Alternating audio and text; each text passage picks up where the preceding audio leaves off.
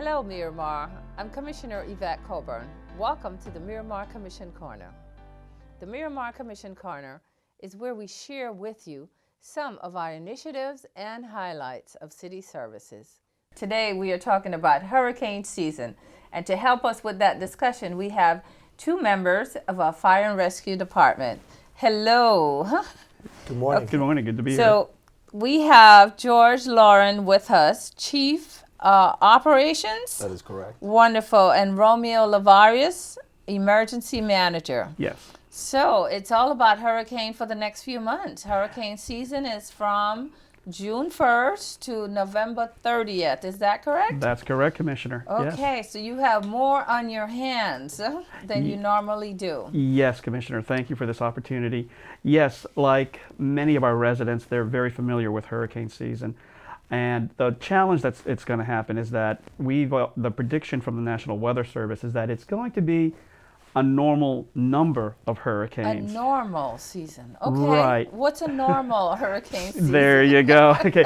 Normal to them is that the statistics say that it's the same type of numbers that they've seen in previous hurricane seasons. But the mantra that we use in emergency management, it only takes one direct hit from a hurricane to make it a bad hurricane season. But what we're also finding out, and I'm sure our viewers have seen, a lot of the hurricanes lately have been much more bigger, wider, longer lasting, and more devastating than in previous hurricanes that many of them are familiar with. And it's challenged everyone to come up with ways to be prepared, how to respond, and how to recover for them. I mean, we're seeing hurricanes. You saw Hurricane Sandy in New York. That was unique right there. There was another hurricane that turned back the Mississippi River for 3 hours. Right now, officially, the National Weather Service said there was a hurricane in January out in the Pacific. They held off on that because they didn't want to. Wow. They didn't want to make that statement until they had all the data in. All the data came in. Yes, in January. In January. And that's when we think we're safe from that. Exactly. And then finally, a hurricane has set the record for lasting for 48 days. Wow. Yes. Wow. So 48 days. Not Can you believe that? hurricane recovery, but hurricane. The hurricane 48 maintaining its strength, exactly. Maintaining strength for 48 days. For 48 days. Can Wow. you imagine that? So now we have to prepare. Yes. That means we have to prepare. And my question is, how does the city prepare for hurricane season? Well, we're very fortunate in that we have, through the direction of the city manager's office and under the guidance of our fire chiefs, we've created an emergency operations center and a field operations center plan that coordinates all our city personnel to be able to prepare, respond, and recover from hurricanes. In fact, we've just completed several weeks of training for our staff. And as you know, Wonderful. We have a lot of different changes in personnel because people move around inside the city. So we're constantly retraining new people, which is always a good thing. So we take it as an opportunity to bring them all up to speed so that they have a good fighting chance to do a good job for us. So all our employees know their role when it comes to hurricane season or hurricane response. Is that pretty much what you just did with the training? Yeah, what we did is that we identified out of the 1,100 employees we have, there are about 300 to 400 that are core personnel that are activated during a hurricane. But it doesn't mean that the other aren't essential. As far as the city is concerned, all employees are considered essential members. So even though they're not actively engaged, they could be called upon to assist us if needed. Wonderful, wonderful. It's good to know that everybody's on board, everybody is trained and ready to go should we have a hurricane. And we know that many of these storms that we're experiencing today, they're not hurricanes, but they're still causing lots of damage. And so we have to be prepared. But we never know when we're going to have some sort of a storm. So how do you prepare for for responding to these storms? What do you do to make sure that you're ready? Well, Commissioner, thank you for the opportunity.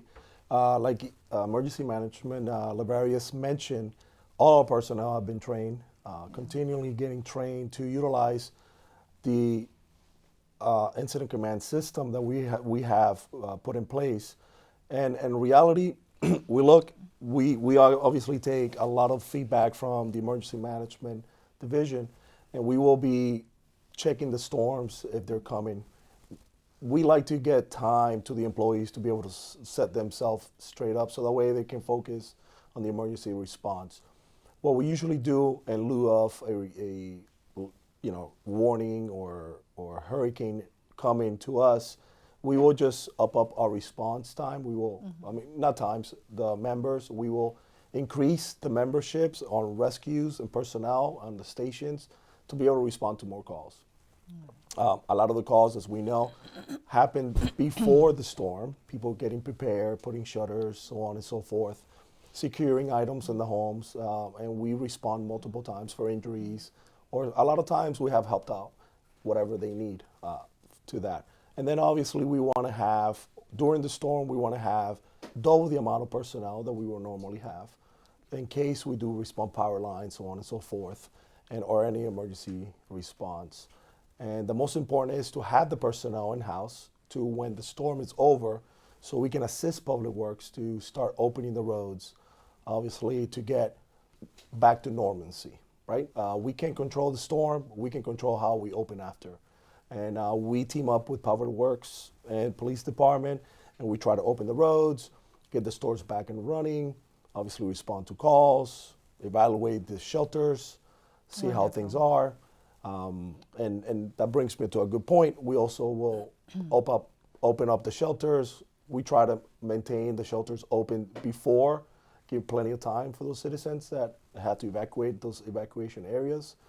Locally, we don't have any here so far, and we will just welcome them, and we will have obviously some medical services and present during the storm there as well. Well, I know as time go by and storms get closer to us, the county opens up as needed in the area that they need. They open up different shelters. Absolutely. And I know that we also assist with staffing those as well. Absolutely. It is so important for our residents to know that the city is ready to respond, that we are prepared, that we have done our homework, and we are ready to handle any storm that come our way, and even better, hopefully they won't come our way. Absolutely.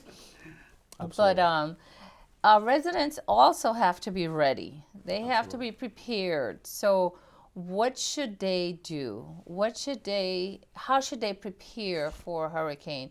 As you say, they are getting worse these days, so they have to be even more prepared. So tell me some of the things that they have to do. Well, great point, Commissioner. Many of our viewers understand having 72 hours of supplies. That's always integral. But like you pointed out, what was pointed out earlier by the chief, while we can control our response, obviously we can't control the private sector. Yeah. So we don't know if you don't know if the stores will be open, your pharmacies will be open, if the hospital has sustained any damage and they won't be able to take in every storm is different, so you just don't know. You just don't know. Right. So it's really important. So make the assumption that everything's not working right now. And stock up on the supplies. Everyone understands about the food, the water. The chief has brought up about your medications that are important to you and your extended family. Don't forget your pets. The little ones and your elderly relatives, they have different dietary restrictions. They have different needs. You got to make account for that. And make sure that everything is stocked and ready to go. And otherwise, a lot of information has been posted on our city website as well as the fire website. They can give you a list of all those things. And it's kind of, I like to say, fortunately, unfortunately, we're all very good at knowing what to expect from a hurricane and how to prepare for it. Florida have been experiencing hurricane for so long that we're really not new to it. Mm-hmm. We do have some residents that are new, but most of us know that we should prepare it's always good to be reminded, and I know that we do have all that information in our website, and we'll make sure that our residents have that website that they can go to. But this is a time to go to the supermarkets without any lines. Excellent. You can take your time and really plan. Yeah. And get the things that you need. Exactly. You know, this is a time to have the conversation with your doctor in terms of getting additional medication if that's what you need, to make sure that you have what you need.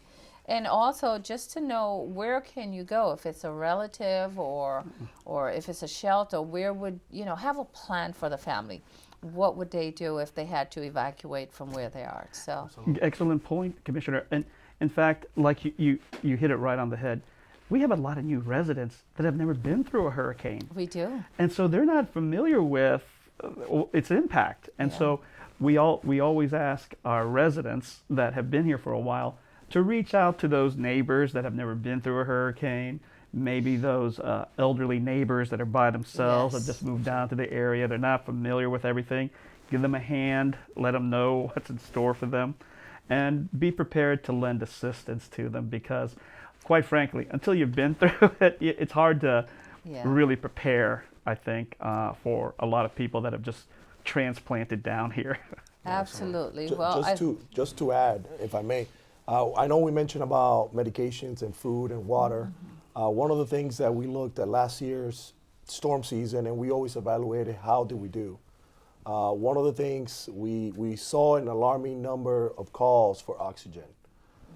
Obviously, we had COVID as well, issues like that. A lot of the members or public, or viewers that are looking at us today that they're using oxygen at home, they depend on power to actually have the oxygen for them.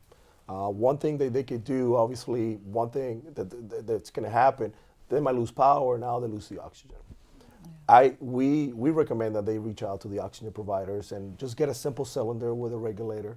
And all they have to do is connect to that and no longer need a power unit, no longer need electricity, and they can sustain themselves for a few days. That way, very good information. They eliminate the hassle of not having oxygen, obviously becoming an emergency. Great, thank you for that. No problem. So any more hints, any more suggestions, any more recommendations for our residents? Be prepared to be uncomfortable for a little bit, but the uncomfortableness doesn't have to be as bad if you prepare ahead of time. Absolutely. Thank you very much. Okay. So be ready, be prepared as much as you can. We can only do what we can. We do know that every storm is different, and we follow from experience and knowledge that has been given to us. So we just be prepared.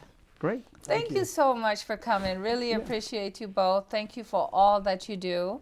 I know when you're not preparing for hurricane, you're doing other stuff. So we do appreciate all that you do in the community. Thank you. Thank you so much. Thank you. Thank you for being part of this segment of Commission Corner. Until next time, stay well, stay healthy, and stay empowered.